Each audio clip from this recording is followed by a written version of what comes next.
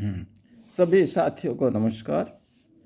सभी साथियों को ये वीडियो मैं इसलिए प्रस्तुत कर रहा हूँ कि आज एक लहर आ गई है अध्यात्मवाद की, धर्म के संबंध में। जो अभी ये अभय सिंह और आयाचन बाबा ने जो ये एक लहर मचा दी है विज्ञान को धर्म से जोड़ने की, तो इसके बारे में मैं थोड़ा सा तुम्हें ये बताना चाहता हूँ कि आज तक जो जो सबने बताया, सभी ने, बड़े बुजुर्गों ने हमारे बताया कि कण कण में भगवान होते हैं, हर कण में भगवान होता है। तो यहाँ कण का मतलब जो है, सुई की नोक पर आने वाले हजारों लाखों कण होते हैं। कण को हम छोटे से छोटा देखें तो सुई की नोक पर हम अनुमान लगाएं कि हजारों लाखों कण आते हैं। वे कण जो हैं, लाखों कण कौन से आ सकते हैं एक सुई की नोक पर? अर्थात छोटे से छोटा कण, इलेक्ट्रॉन है, प्रोटॉन है, फोटोन है, लेप्टॉन है। तो बहुत ऐसे छोटे कण हैं, और जिसमें कॉस्मिक ऊर्जा का तो और छोटा बताया, क्वांटम ऊर्जा का, तो जो क्वांटम थ्योरी आई है। तो हम इसी तरह से कहते हैं कि इन कणों में भगवान होते हैं, अर्थात इन कणों में चेतना होती है। अर्थात चेतना ऊर्जा से ये जो है लैस होते हैं, इनके अंदर ऊर्जा होती है, चेतना होती है। और ये ऊर्जा, टोटल ऊर्जा, इससे भी जो महीन ऊर्जा, वो बिग बैंग की ऊर्जा से आई थी, ब्रह्मा जी की ऊर्जा से ये सब चीज़ बनी है। इनसे जो फिर तत्व बने हैं, कार्बन, हाइड्रोजन, जिसे हमने बताया है। और ये कार्बन, हाइड्रोजन, नाइट्रोजन, ऑक्सीजन जैसे तत्व की जो चेतनता इतनी जटिल थी, इतनी ज़्यादा चेतनता थी, और आपस में जो कुछ मिलते हैं तत्व, उनसे बनने वाले में और कई हजार गुणी चेतनता आ जाती है, उनमें सक्रियता आ जाती है। वे इस तरह से बन करके उनमें से जीव बन गया। जीव वास्तव में ऐसे ही बना है, जिसमें ज़्यादातर तत्व जो है कार्बन के हैं, नाइट्रोजन के, हाइड्रोजन और ऑक्सीजन के तत्व हैं। कार्बनिक यौगिक हैं, वो तो पहले बन गए थे, कार्बनिक यौगिक से जीव बन गया। और जीव से फिर बनते बनते फिर तो डायनासोर्स के तो फॉसिल्स मिले हैं, डायनासोर्स का तो युग रहा है। और ये जीव जो अलग अलग काया में आए, नर में, मादा में, इनके अब पूरे प्रमाण मिल गए हैं। यहाँ जो ये जीव थे, जब नर और मादा में आ गए, तो यहाँ इन जीवों में चेतनता, क्योंकि वो एक बहुत बड़ा परिवर्तन हो गया, तो चेतनता इतनी ज़्यादा गुणी बढ़ गई, वो कम से कम 1000 गुणी चेतनता बढ़ गई। आप इस बात को समझते होंगे, बहुत ही ज़्यादा हर जाति बनी, प्रजातियाँ बनी, उनकी चेतनता बनी, क्योंकि नर मादा अलग अलग हो गए थे ना। अब तो मानव की चेतना ने फिर खेती करना सीख लिया, पशु पालना सीख लिया, और अपने याचिका जीवन यापन के बहुत धंधे सीख लिए। उन्हीं से फिर जातियाँ बनी, मानव के, आदि मानव के, कबीलों के मानव के, उनके सीखने से, उनके जो है व्यवहारों से फिर बोलियाँ बनी, भाषा बनी, भाषा, फिर जातियाँ बननी शुरू हो गई। फिर तो जातियाँ बनती चले गई। और पिछले 100 साल में या 200 साल में तो बहुत ही ज़्यादा जातियाँ बनी। और सबसे बड़ी बात यह है कि हमने अर्थात मानव ने सभी चीज़ों को चेतन बना दिया। देखो कैसे कोई उत्प्रेरक होता है, या हम कहीं पर कोई, अब भी किसी जीव को, जैसे किसी चीज़ को बदलने में हम उत्प्रेरक डाल देते हैं या कोई और हार्मोन्स डालते हैं, तो पूरे को चेतन बना देते हैं। तो मानव ने इस पूरे संसार के अंदर जितने पदार्थ थे, जीव थे, सभी को चेतन बना दिया। फिर जब ये मानव आ गया पृथ्वी पर, बहुत चेतन बना दिया। और इस चेतनता का सबसे बड़ा उदाहरण ये है, आप ये बात मानो कि जो हमारी गाय भैंस जंगली थे, जो हमारे पालतू, हमें पशु का अध्ययन हुआ था उस जमाने में, वो मात्र 1-1.5 किलो दूध दिया करते थे, 2 किलो दूध मान लो, 2.5 किलो मान लो। तो उनकी छटनी करते करते, उनका दूध बढ़ाते बढ़ाते आज जो है 50-60 किलोग्राम दूध प्रतिदिन के मानव उनको ले आया पशुओं को। पहले तो कितना देते थे, 1 किलो, 1.5 किलो, 2 किलो। तो उनकी छटनी और उनका विकास का हो, छटनी का हो, उनकी टेक्निक का हो, तो वो मानव ने किया है। और इसी तरह से हमारे जंगली पौधे होते थे, जंगली उपज होती थी। जंगली उपज जो है 1 एकड़ में 50 किलो, 60 किलो, 40 किलो, 50-60 किलो, बस ये मान कर चलो। और आज जो है वही चले गई कि वो 50 क्विंटल और 60 क्विंटल प्रति हेक्टर पर चले गई। ये मानव जो न चेतनता ही कहिए इसको, इसे बढ़ाते चले गए चेतनता को। और कुछ चेतनता व्यक्तियों ने मानव जाति को धीरे धीरे बंधन में ले लिया। कुछ चेतनता ऐसी बढ़ती चले गई, कुछ जो है हमारे अंदर चेतन व्यक्ति भी बढ़ते चले गए, उनकी चेतना बढ़ रही थी। कुछ चेतन होते चले गए, अपेक्षाकृत किसी भी गुण में मानव वे चेतन होते चले गए।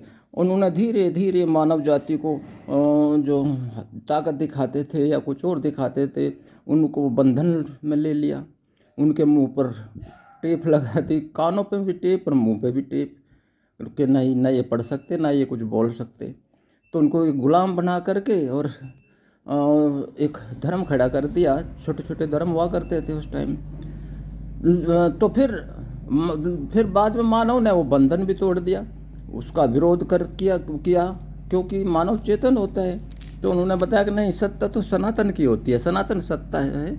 और सनातन सभ्यता की सच्चाई खोज ली फिर उन्होंने। और उन्होंने ये जो चेतन ऊर्जा है, ब्रह्मा जी की ऊर्जा है, ये खोज ली थी। ये हमारे साहित्य में, धार्मिक साहित्य में खूब मिलती है। इसको खोज लिया गया था, ब्रह्मा जी की ऊर्जा है। बिग बैंग की ऊर्जा बोलते हैं, आज प्रयोगशाला में उसको प्रमाणित कर रहे हैं।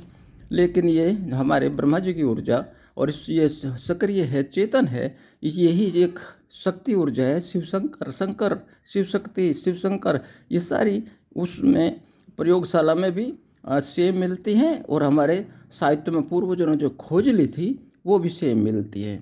और यहाँ तक जो है जब कण कण में भगवान की चेतन हम समझ लेंगे, तब अध्यात्मवाद का ज्ञान प्रारंभ होता है। और जीवन भी यहीं से ही प्रारंभ होता है। पढ़े लिखे पढ़ लेते हैं, नौकरी पर चले जाते हैं, भूल जाते हैं सच्चाई, एक कार्बन की सच्चाई भूल जाते हैं, एक तत्व का अध्ययन, केमिस्ट्री का, फिजिक्स का, साइंस का भूल जाते हैं। जबकि आपको पता है कि कार्बन तत्व से ही, मात्र कार्बन से ही ये पता लग सकता है कोई भी जीव ले लो, उसके फॉसिल से, कोई भी माटी हो, आप तो माटी का होंगे, लेकिन उसको ही कार्बन डेटा से पता लगा सकते हैं कम से कम 50,000 सालों के पीछे तक कि ये जीव था और ये कितना पुराना है, और ये कार्बन इसके अंदर, इस पदार्थ के अंदर कितनी पुरानी कार्बन है। कार्बन डेटा बोलते हैं इसको। हर पदार्थ में जो कार्बन होती है, उसके ऊपर जो कॉस्मिक ऊर्जा होती है, उसकी स्टडी करने से 50,000 साल तक का पीछे का सारा इतिहास आज लेबोरेटरी वाले निकाल लेते हैं। तो इस तरह से विज्ञान पढ़ना, उसमें नंबर लाना, नौकरी लगना और फिर उसको नहीं मानना, ये एक बहुत बड़ी बीमारी है। और सबसे बड़ी बात है, इतनी गहराई से हमारे कोई टीचर, हमारे लेक्चरर, वो भी रट के जाते हैं। वो भी ये उसको संयोजकता, कार्बन की संयोजकता से कैसे इस सबसे बड़ी ये धुरी है कार्बनिक यौगिकों का, कार्बन यौगिक क्यों कहते हैं, तो ये इतना गहराई से नहीं पढ़ते, रट करके जाते हैं। आजकल तो प्राइवेट में तो कुछ भी नहीं जानते, कम पैसे वाले टीचर होते हैं। तो ये पढ़ना, अगर हम साइंस को अच्छा समझें, अच्छी तरह से पढ़ाई करें, तो ये भी अध्यात्म है। कुछ भी कर लो, सब अध्यात्म है। अब ये देखिए, अध्यात्म की चरम सीमा वहाँ जाती है। आनंद जब आता है साइंस पढ़ने का, जब हम पता लगाते हैं कि हमारा यूरिया बनने वाले को, जिसने यूरिया बनाया उस ज़माने में उसको नोबेल पुरस्कार मिला। तब जब इसने एक गलत स्थिति बताई यूरिया की, और बहुत ऐसे तत्व हैं, उनने उसको बंद करने के लिए प्रयोगशाला में काम किया, तो उसको भी नोबेल पुरस्कार मिला। एक चीज़ को जो सही बता रहे, फिर उसी चीज़ को गलत बताने वालों को, दोनों को नोबेल पुरस्कार मिलता है।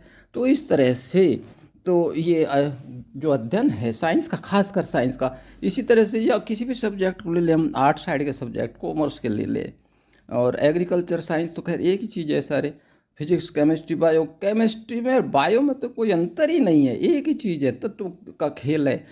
सभी जीव की काया में तत्व हैं, सभी जो केमिस्ट्री के सब तत्व हैं, और फिजिक्स उनमें जो काम करती है।